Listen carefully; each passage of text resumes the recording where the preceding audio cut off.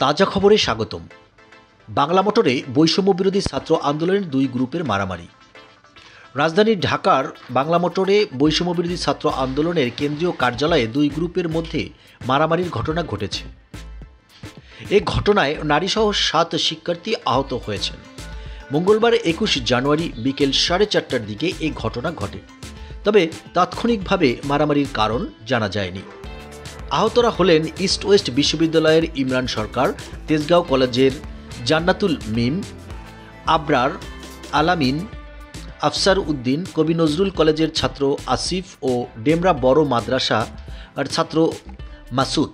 পরে তাদের উদ্ধার করে ঢাকা মেডিকেল কলেজ হাসপাতালের জরুরি বিভাগে নিয়ে যাওয়া হয়। ঢামেক হাসপাতালে চিকিৎসাধীন আহত আলামিন গণমাধ্যমকে জানান, যাত্রাবাড়ি জোনের সমন্বয়কদের মত বিনিময় সভা ছিল।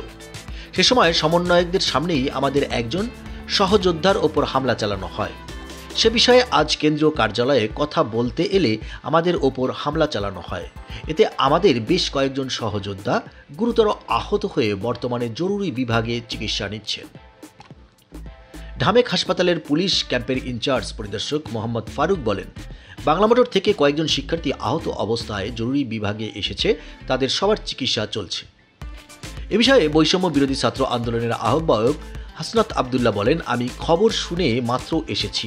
ঘটনা সম্পর্কে আমি দেখব, জানব এবং তারপর বিস্তারিত জানাতে পারব। বন্ধুরা, তাজা খবর পেতে আমাদের চ্যানেলটি সাবস্ক্রাইব করুন। ধন্যবাদ।